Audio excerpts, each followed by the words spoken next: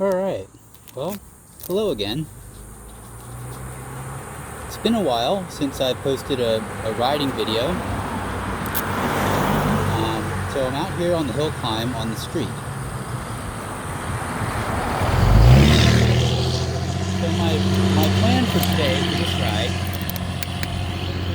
I'm going to take the hill climb on the street up to the trail, take a section of trail, then to the power lines, and then back on the street for the downhill, for the descent. So if you've watched any of my previous videos,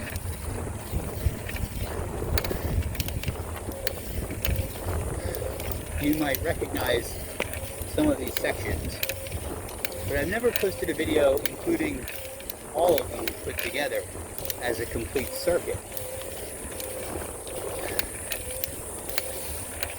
So I'm on the Lectric XP Lite. I just want to kind of demonstrate the bike's capabilities in various different, sections of terrain and different types of riding that you might encounter. So if you're not familiar with this bike, I'll give you a quick breakdown.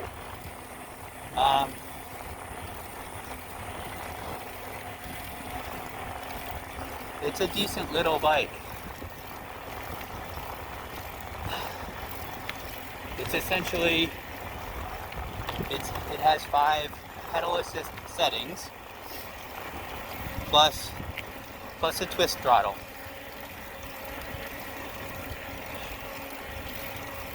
It has single gearing, so it has a single gear on the front and a single sprocket on the back.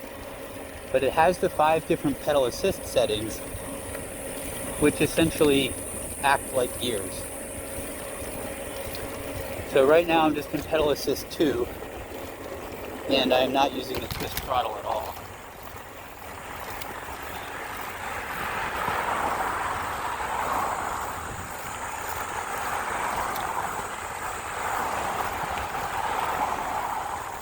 Alright, so we'll just start cruising and just enjoy the ride. I'm going to bump it up to pedal assist 3. I found that in the past on this hill, pedal assist 3 is a pretty good cadence in terms of how much work I'm doing pedaling and how much assist the bike is giving.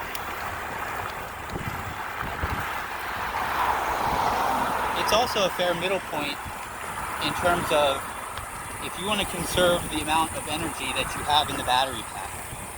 Because if you're always in level 4 or level 5 on the pedal assist settings, it's going to be using a little more electricity quicker. Or if you're using the twist throttle a lot, you'll be using up your battery pack faster as well. So it's kind of a nice balance, a nice middle ground in terms of how much work you do and how much the bike assists, and also conserving the energy in your battery.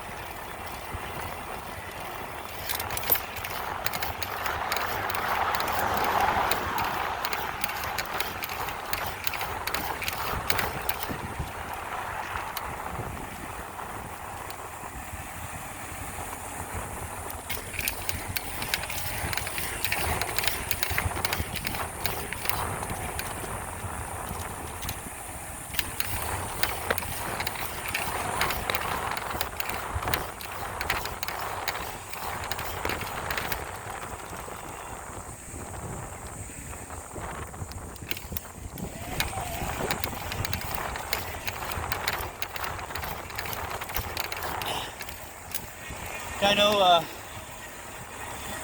know, some individuals have said that the seat's a bit uncomfortable.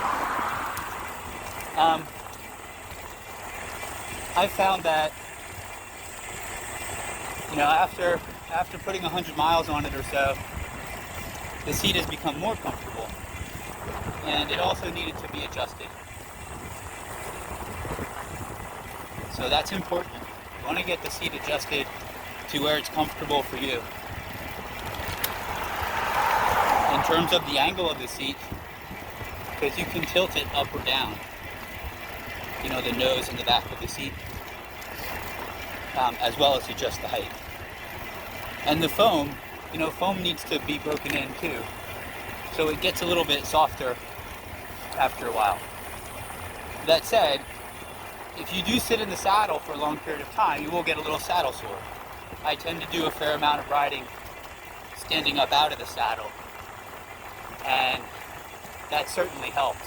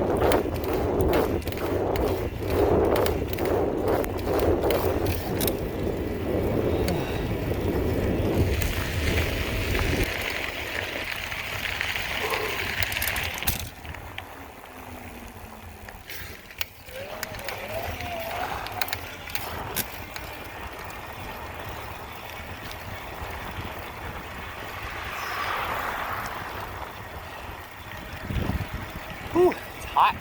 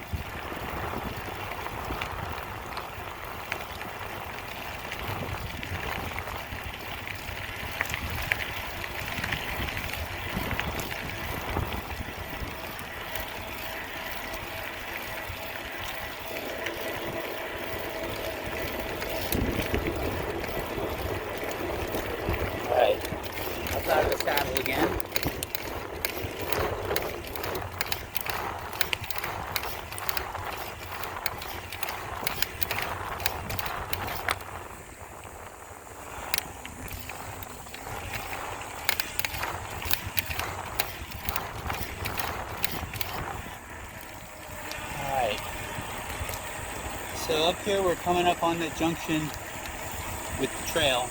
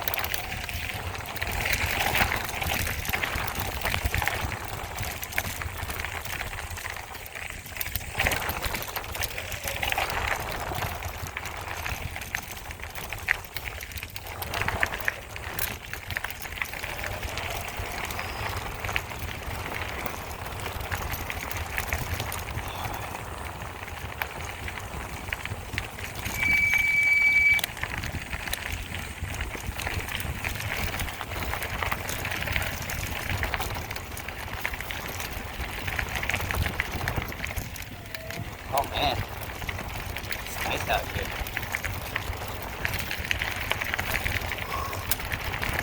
I dropped down to level 2.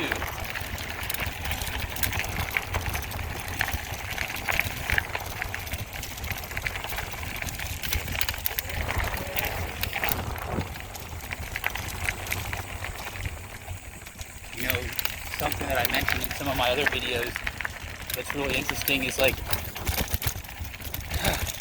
even on the same trail, just from day to day, week to week, or seasonally, things change a lot, even on the same trail, so you always have to be ready, especially when you're riding in mixed sun and shade. It makes it hard to identify like the rocks and the roots that are coming up. If you hit one rock or one root the wrong way, they can send you flying.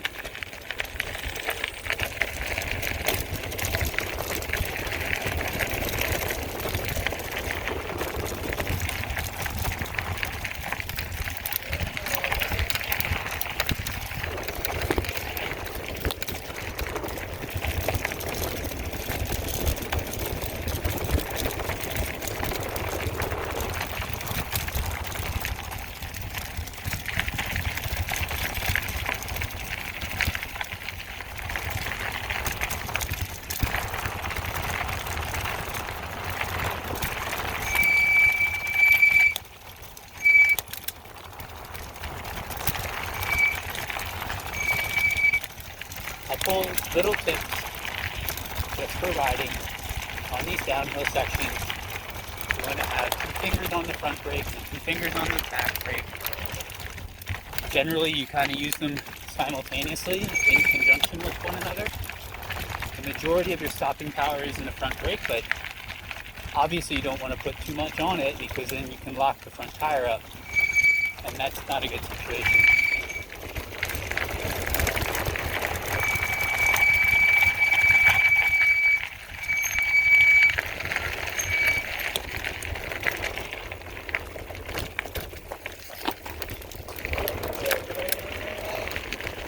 Yeah, and so the reason you keep just 2 fingers and not all of them on the brake lever is you still need to be holding on to the handlebars to maintain control. Because you could be going around corners, hitting bumps and things.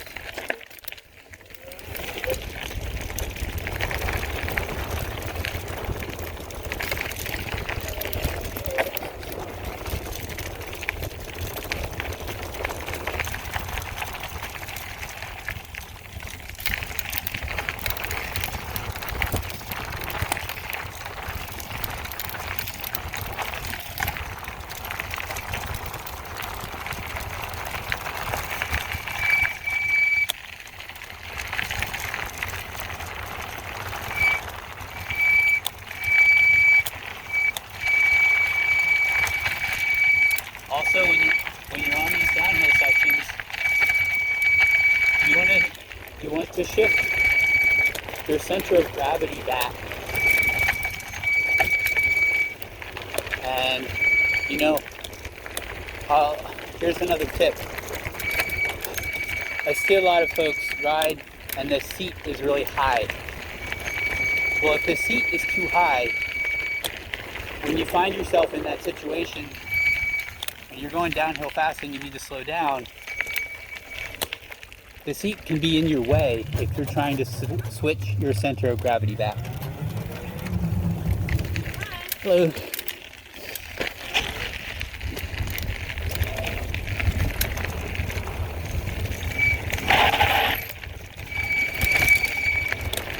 So yeah, being able to shift your center of gravity back really quickly in any given situation, you know, while you still have a hold of your handlebars with 2 fingers on each brake lever. So,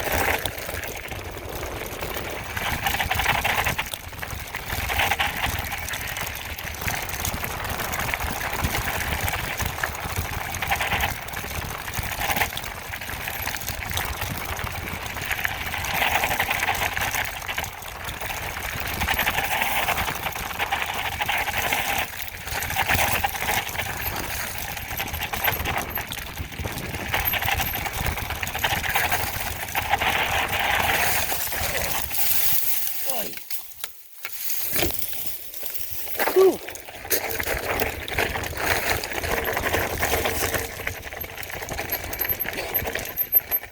I guess I was carrying a little bit too much speed right there.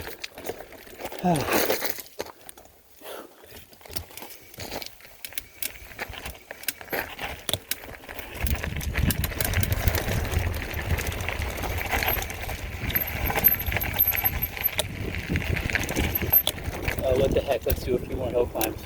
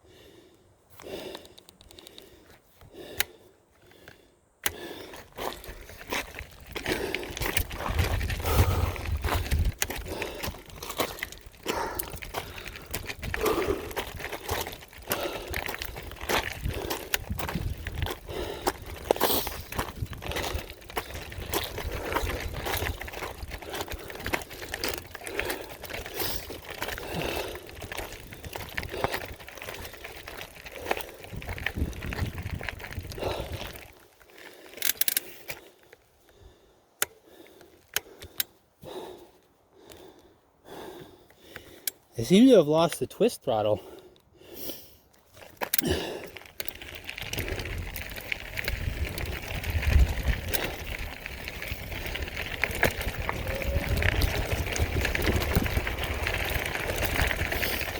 Let me try. Oh, there it is back. Yeah. Huh. Okay, it seems to be back. Yeah. Seems like I lost the twist throttle for a moment. It was really, really bumpy back there. I'm not sure if I, jogged the connection loose.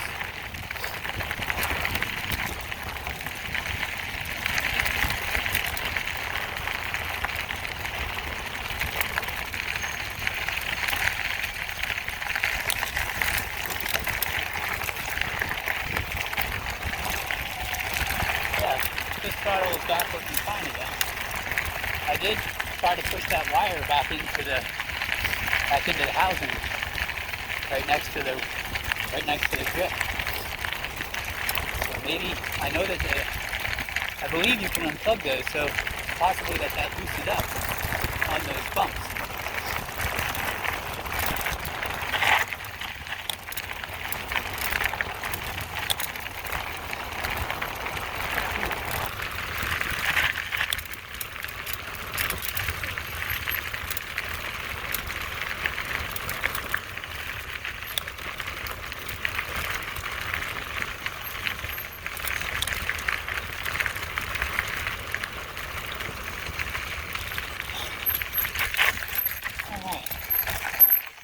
Well, here we go. Here we are again back at the street. So not exactly the same place where we started, but down the road and around the corner and so on. Yeah, well, that was a pretty good ride. The bike seemed to handle it pretty well. It's a pretty good handling bike. The weight of the bike, the size of the bike, kind of the ergonomics, like where you sit, the position from where you're sitting to where the cranks are to where the handlebars are.